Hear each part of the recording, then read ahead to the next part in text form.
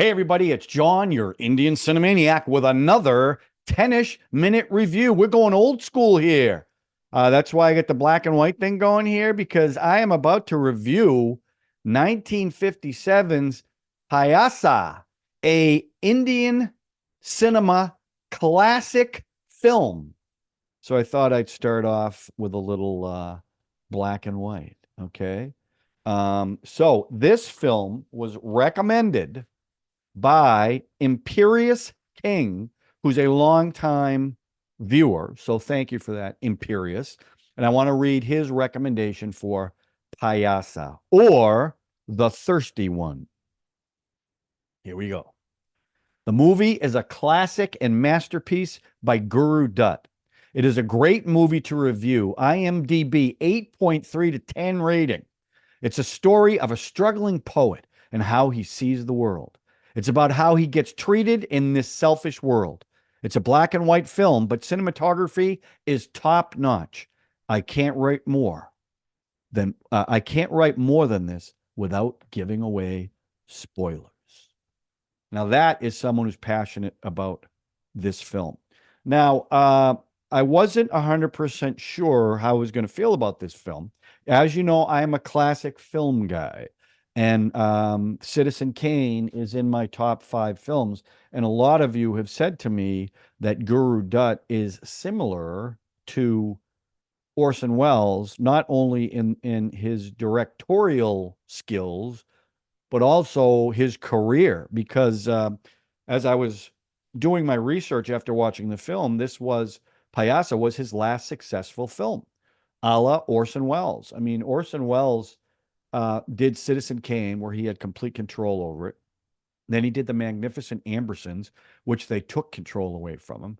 And then he had to kind of sell himself out to finish his own films. He had great performances, but I mean, he kind of peaked with Citizen Kane, and he even said that. So they had similar trajectory. Now this film, so it was directed by Guru Dutt.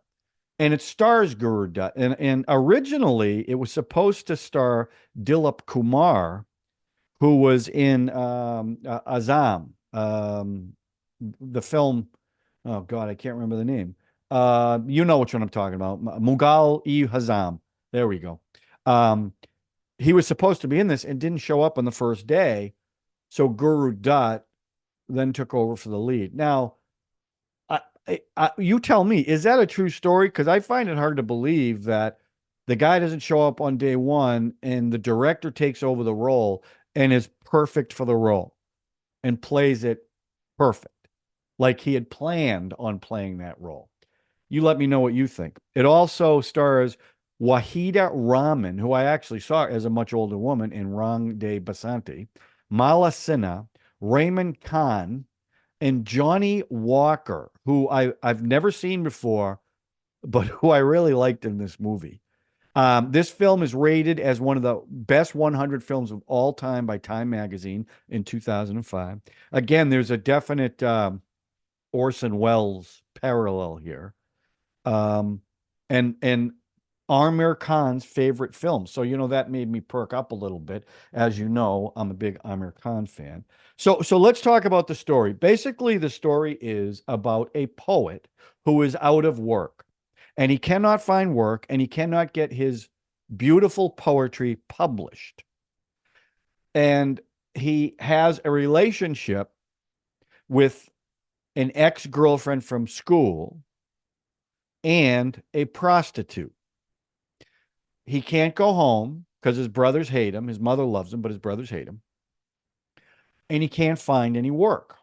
And it's his struggle, and everything is stacked against him till, and I'm not spoiling anything because this film was in 1957, but he gets to the point where he actually wants to kill himself. And he tries to, and ends up saving somebody else, or tries to save somebody else, then is presumed dead. Now that he's dead, his poetry is selling like hotcakes because the prostitute, Gulab, took his book of poetries and brought it to this evil publisher who is his ex-girlfriend's husband, who is the villain in this piece. And he publishes them, and they make a ton of money from it. And people love this poet. And you find out he's not dead. He's in a hospital. He forgot he had amnesia. The amnesia, he remembers who he is, but because the poetry is selling so well, there's a scheme between the brothers and the publisher not to tell anybody who he really is, because they think he's crazy, because they're saying he's VJ, this poet. And he's in a hospital. He's in an asylum, I think. And until finally he gets freed by his buddy, Abdul, I think his name was, the head massager, the scalp massager. And there's this great scene, and this is a very Orson Welles scene.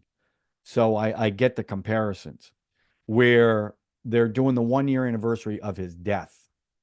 And the guy that knows he's alive, but is lying about it, is doing this big memorial at this stage. And it's this big amphitheater. And at the back, VJ comes in and is listening to this memorial. Now he starts singing one of his poems. And all of a sudden, everybody turns. And they're all looking. Now they all get up and turn. Now his ex-girlfriend is up on the stage. She sees him. The prostitute sees him, recognizes his voice. And that scene is beautiful. It's backlit. So when you're looking at him through a doorway, like the stage is in the foreground, right? And you see the doorway and you see the entire audience, and he's backlit and he's got his arms stretched out, almost messianic, you know? So it's just a great shot. And so the end of the film, his his ex-girlfriend, they broke up because, and there's flashbacks to this, right? They broke up because he was poor and she wanted wealth and power. But she loves him, but he's not interested. The prostitute, who he was the first person to treat her like a human being, is head over heels in love with him. And she was, I thought, Gulpa was a great character. In the end of the film, so I missed an important part. His mother dies, and the brothers don't want anything to do with him, so they won't even let him back in the house. So everybody's abandoning him. Everybody's taken his poetry, made money from it, taken advantage of him. So the world has let him down, and all his poetry is about that. It's not about hearts and flowers.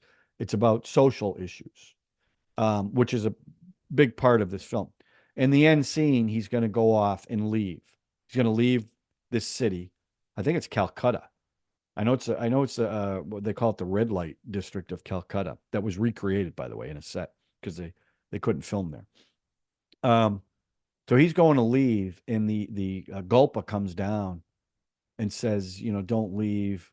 Why would you leave? And she's crying. It's beautiful because she's in love with him. And he says, I want you to come with me. And then, she smiles. And the last shot is this beautiful shot. And it reminded me a little bit of The Third Man. A reverse shot, though. In The Third Man, it ends with a woman walking towards the main character down this long road, and it takes forever, and then passes by him and completely ignores him. This one, much more hopeful. They turn through the doorway and start walking down this path till they get real, real small. And the music builds to where it's a happy ending. Now, the writer of this did not want that, but the director did. So the story is like, old school, one man against the world. He's getting beat down. He's this beautiful poet. And I like the story. It's a classic story. So I'm going to give the story 4 Ladus. Okay. Classic, nothing new. Now, this is 1957. I don't know in India how often you saw stuff like this particular film, but it's a classic story of overcoming the odds. And frankly, he realizes he can't win, so he wants to leave. So I give that a 4. The acting, now here's the deal with the acting. And I want to be careful because I know how beloved this film is, and I know how I get when people go after the acting styles of the old classic Hollywood films. but I did find the acting was very melodramatic, like soap opera. That's the only thing I can compare it to. The looks, and then the camera zooms in on their eyes. I will say I thought the best performances were I thought Guru Dutt was great in this. The hopelessness that he projected, the weight of all these awful things happening to him, and his the way he interacted with the two women.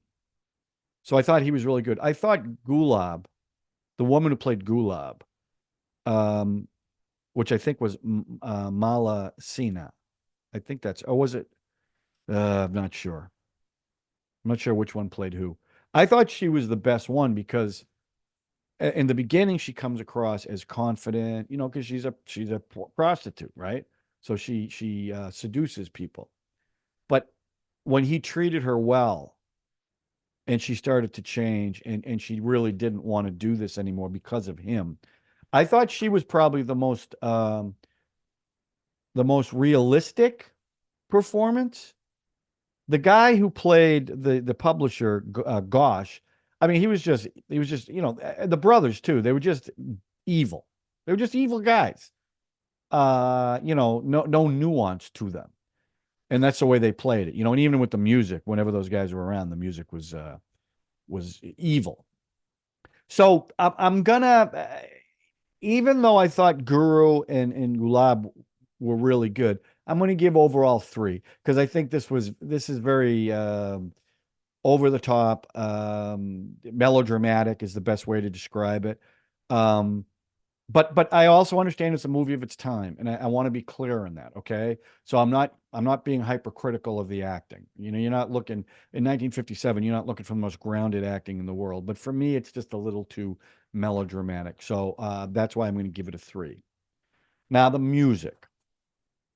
I know the music is beloved.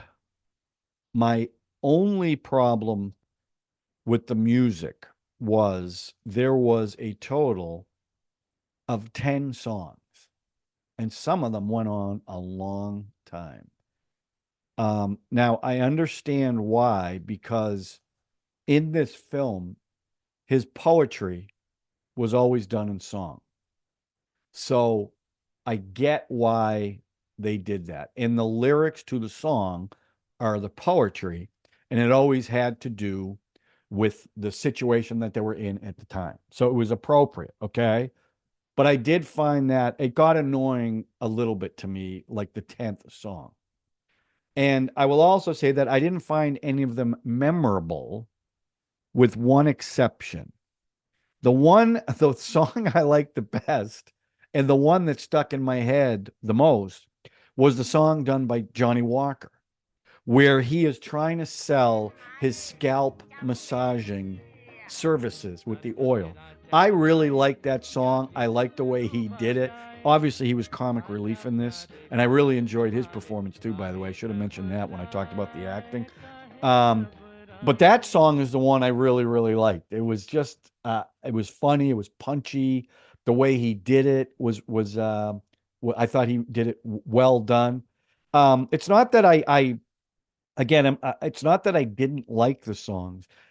And there was one scene. Okay, there was one scene that I want to talk about music wise because I think another movie references it. There's a scene, and this is another Orson Welles movie thing. When I saw it, I go, "Oh, that's an Orson Welles movie." There's a scene in an elevator where VJ comes in the elevator, and Mina is there, which is his ex-girlfriend from school. And they're a little uncomfortable. It's a full elevator. Well, in the back, there's a piece of glass where you see her reflection. So the camera zooms in on the reflection. From that reflection, we go to a flashback of their school day love story. Within that flashback is a big fantasy musical production number. with a big staircase with him in a tuxedo.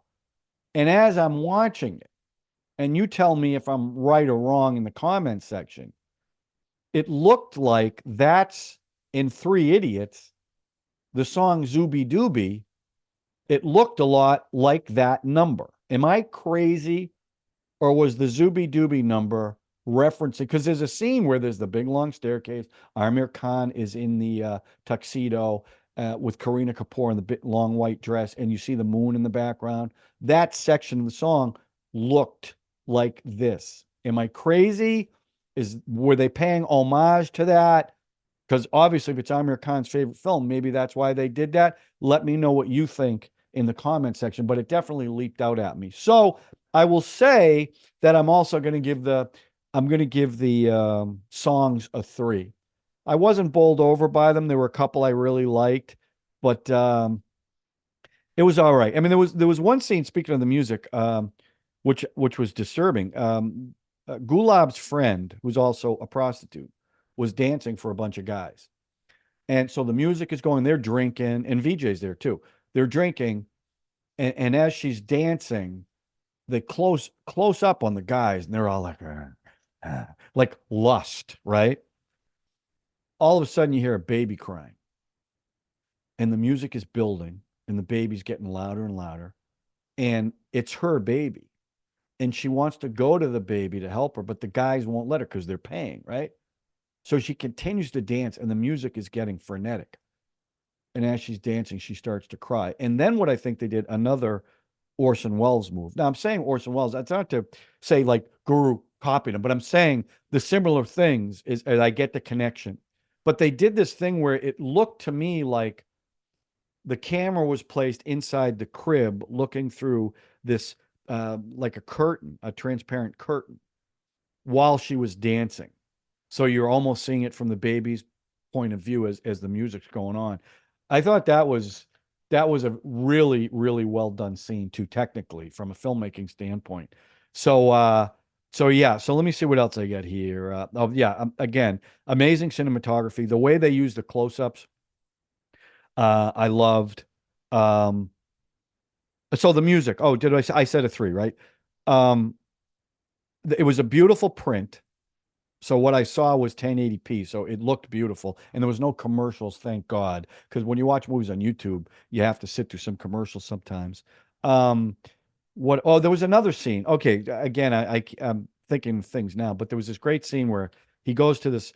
The publisher brings VJ to a party where he's going to have all these people. They're going to do poetry. Now VJ thinks like he's invited, almost like a guest, but he's not. He wants to humiliate him and make him serve drinks to everybody. That's where he finds out his ex-girlfriend is married to this guy. So at one point they're talking about poetry, and VJ's in the corner. Now he starts giving one of his poetry, which is a song. All of a sudden the whole room goes quiet, and they all look at him while he's doing this. And Mina is in a rocking chair. And when VJ's done, you can see that the husband is ticked off about this, right? But they do this interesting thing to show how it affected Mina. And again, very Wellesian. They go to the rocking chair, and no one's in the chair, but it is rocking, implying she just left. And the camera zooms in on the chair, which tells you what her reaction was to his poetry, that she can't even deal with it and be in the same room with him because she's so upset. I thought that was great too. So here's what I'm going to do, because I've got three on the story, 4 on the acting, 3 on the music. But I'm going to say, now again, a film like this is not my cup of tea. Okay, it just isn't. But from a filmmaking standpoint, and what Guru Dutt did, not only in the direction of this film, but the performance, which is also why, for me, Citizen Kane is in my top 5, because to me, it's amazing that a director who's also starring in the film can still give an amazing performance. So I give them a lot of kudos. So for that reason, I'm going to give this 4 Ladus. I get why it's a classic in Indian cinema. I would love to know, maybe you guys know backstory about Guru Dutt. why was he not successful after this? Why did he not make? I mean, you would think a film like this would catapult him. So is it something I don't know? Let me know in the comment sections. Okay. So that's it for Pyaasa. I watched a classic. I've seen Sholay. I've seen Mughal-e-Azam. I saw Pather Panchali. So we're watching some of the classics too. Now I've only got one film left off my viewer wheel, and that's Raman Raghav 2.0. I'm having a lot of trouble finding this film. It's not on YouTube. So I'm not sure if I'm going to be able to watch it. So I don't know if anyone has a way to get it to me with English subtitles.